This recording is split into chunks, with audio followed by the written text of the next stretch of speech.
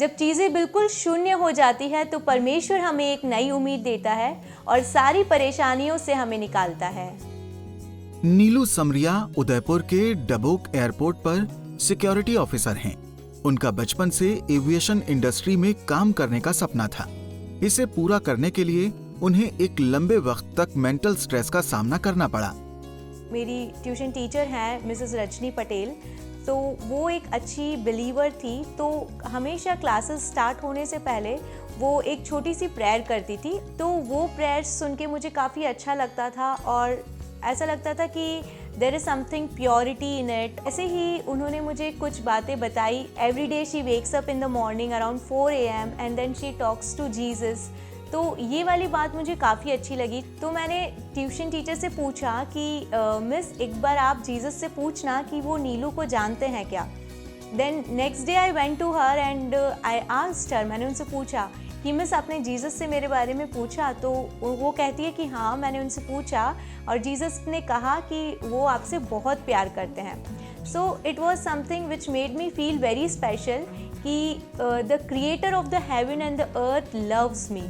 इस तरह नीलू परमेश्वर में बढ़ती रहीं और पढ़ाई पूरी होने के बाद समय आ गया अपने सपने सच करने का। एविएशन इंस्टीट्यूट में एडमिशन लिया और उसके थ्रू मेरा इंटरव्यू हुआ जनवरी 2020 में, जहाँ पे I was selected in one of the airline and I was waiting for my joining letter. और उसी दौरान कोविड-19 स्प्रेड होने लगा। मार्च में मेरा ज्वाइनिंग होने वाला था और उन्हीं दिनों में एक न्यूज़ आने लगी, दैट इज़ लॉकडाउन और कोरोना की न्यूज़ बहुत ही स्प्रेड होने लगी और मार्च में सारी चीज़ें शट डाउन हो गई। वो एक ऐसा टाइम था जब सारी जो ऑलरेडी स्टाफ एयरलाइन इंडस्ट्री में थे उनको भी ले ओवर में निकाला गया। So it was really impossible कि कोई नई ज्वाइनिंग को ज्वाइनिंग मिल पाए। सो एट वन पॉइंट मैं थोड़ा सा वहाँ पे मेरा विश्वास थोड़ा डगमगा गया। नीलू सोचने लगी ऐसा क्यों हुआ, पर उन्होंने परमेश्वर को नहीं छोड़ा। फाइनली मैंने अपने आप को थोड़ा सा मोटिवेट किया और प्रेयर्स ने भी मुझे काफ़ी ज़्यादा मोटिवेट किया। मैंने बहुत CBN में भी मैंने बहुत सी टेस्टिमनीज़ देखी, बहुत यंगस्टर्स की मैंने टेस्टिमनीज़ देखी जो मुझे मोटिवेट किया करती थी कि परमेश्वर सबसे एक समान प्यार करने वाला परमेश्वर है। और कुछ समय बाद लॉकडाउन खुल गया।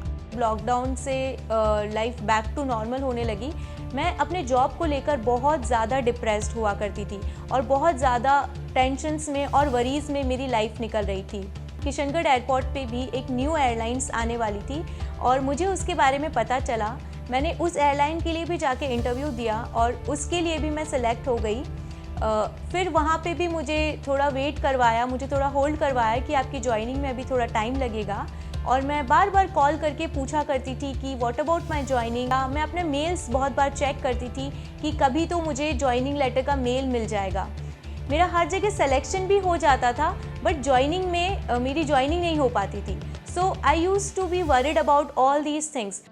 इस तरह से ज्वाइनिंग का इंतजार करते करते 2 साल बीत गए और एक दिन मुझे पता था कि परमेश्वर अपने मांगने वालों को ज़रूर देता है, क्योंकि परमेश्वर का वचन कहता है मांगो तो तुम्हें दिया जाएगा, खटखटाओ तो तुम्हारे लिए द्वार खोला जाएगा। और परमेश्वर ने फिर मेरी मदद और सहायता किया।